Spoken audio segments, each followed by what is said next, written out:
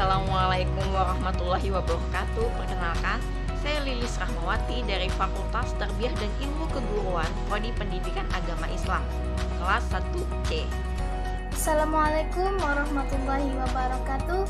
Perkenalkan, nama saya Selvia dari Prodi Pendidikan Agama Islam, Fakultas Tarbiyah dan Ilmu Keguruan, kelas 1C. Assalamualaikum warahmatullahi wabarakatuh. Perkenalkan, nama saya Hemi Hermila, Prodi Pendidikan Agama Islam, Fakultas Tarbiyah dan Ilmu Keguruan, kelas 1C. Oke, di sini kami akan membahas tentang syirkah, mudaharabah, musaqah, mujara'ah, dan mukharabah. Syirkah, definisi syirkah dan dalil syirkah. Pengertian syirkah secara bahasa adalah persekutuan kerjasama atau bersama-sama. Adapun secara istilah, syirkah adalah suatu perjanjian kerjasama antara dua orang atau lebih dalam bidang usaha modal maupun jasa dengan syarat bagi hasil, keuntungan maupun kerugian yang disepakati dalam perjanjian yang dibuatnya. Jadi, kerjasama tersebut bertujuan untuk memperoleh keuntungan bagi mereka bersama. Sedangkan apabila menderita kerugian, maka kerugian itu jadi tanggung jawab bersama. Dasar hukum syirkah adalah pada surah Al-Maidah ayat 2. Adapun macam-macam syirkah yang syirkah amlak adalah persyarikatan dua orang atau lebih dalam memiliki suatu jenis barang tanpa adanya akad syirkah. Kerjasama ini meliputi dua macam, yaitu syirkah mil ikhtiar dan syirkah mil aljab.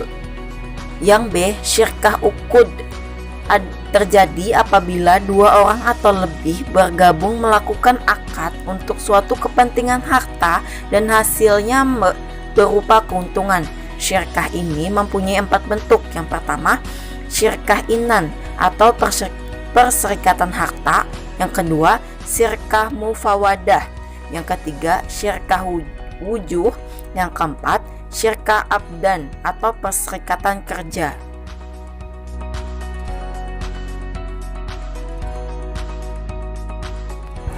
Selanjutnya adalah mudaharabah. Mudaharabah berasal dari kata daraba yang berarti berpergian atau berjalan. Menurut fuqaha, mudarabah adalah akad antara dua pihak yang saling menanggung satu sama pihak atau sahibul mal menyerahkan hartanya kepada pihak lain atau mudaharib untuk diperdagangkan dengan bagian yang telah ditentukan dari keuntungan, setengah atau sepertiga dengan syarat-syarat yang telah ditentukan. Sedangkan jika mengalami kerugian akan ditanggung oleh pemilik modal. Bentuk ini menegaskan kerjasama dengan kontribusi 100% modal dari pihak pemilik modal dan keahlian dari pengelola. Akad ini juga disebut dengan istilah qirad.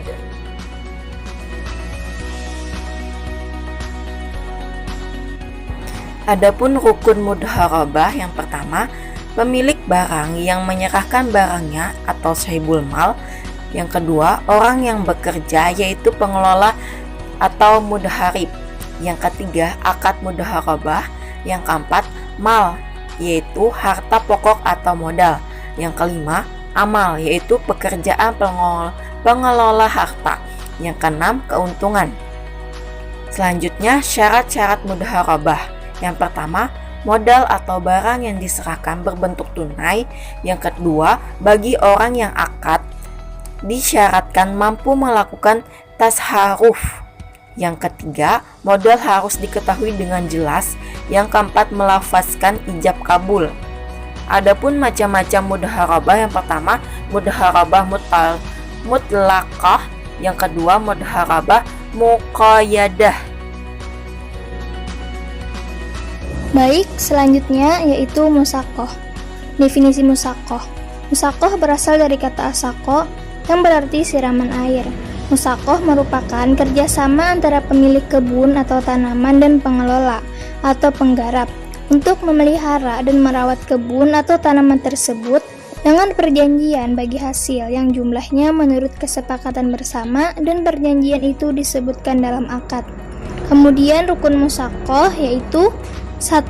Pemilik dan penggarap, 2. Tanaman yang dipelihara, 3. Kebun yang diolah, 4. Pekerjaan dengan ketentuan yang jelas, baik waktu, jenis maupun sifatnya, 5. Hasil yang diperoleh berupa buah, daun, kayu, atau lainnya, 6. Akad, yaitu ijab kabul, baik bentuk tulisan, perkataan, maupun isyarat yang dapat dipahami oleh kedua belah pihak.